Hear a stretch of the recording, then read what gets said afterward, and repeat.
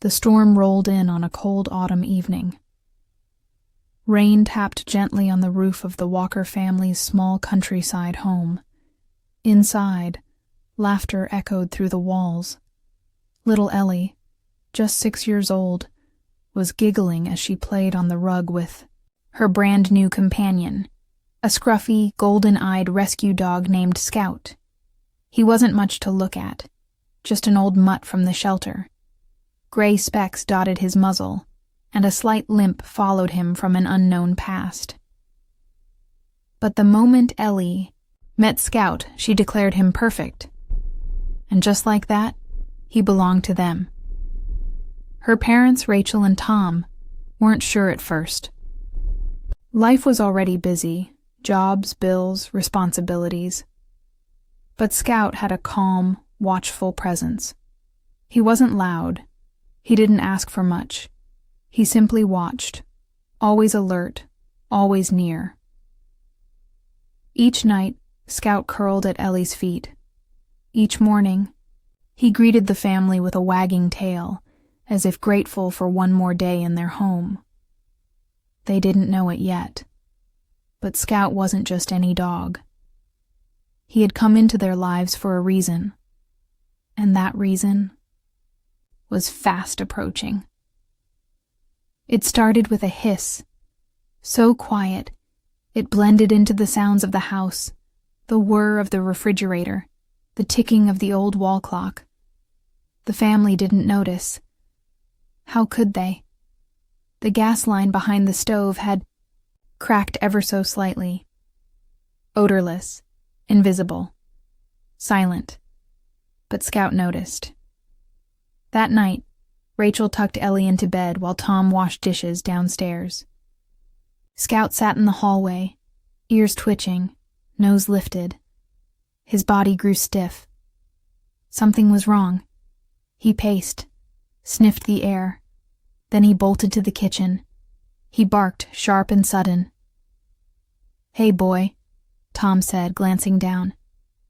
"It's okay." But Scout wouldn't stop. He barked again, then ran to the door, then back to the stove. Barked louder. Rachel came running. "What's gotten into him?" Scout's eyes locked with hers. Desperate. Urgent. And then Ellie's voice rang from the top of the stairs. "Scout's scared. Is he okay?" Tom opened the back door to calm the dog, and Scout immediately grabbed Ellie's little pajama sleeve in his teeth.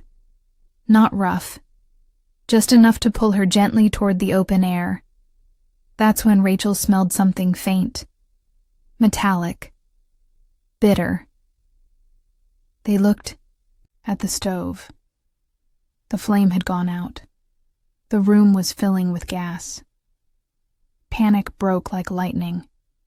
Rachel snatched Ellie into her arms.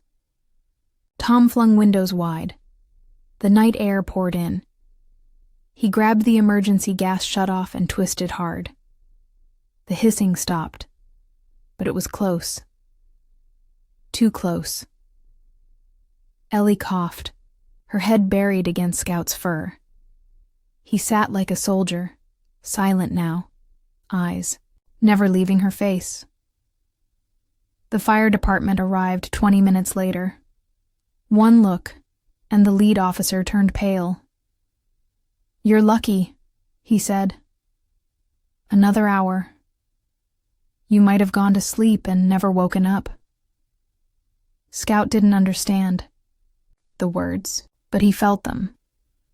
That night, Ellie insisted Scout sleep on her bed, not at the foot, but beside her, nose to nose. Her small hand rested on his back as she drifted off, safe and warm. Scout didn't sleep. He just watched, like always. News. Spread fast. Hero dog saves family from gas leak, the headlines read. The Walkers were overwhelmed. Neighbors brought treats. The local news team came out to film, but Scout stayed humble, tail wagging softly, eyes quiet. He wasn't interested in fame. His family was safe.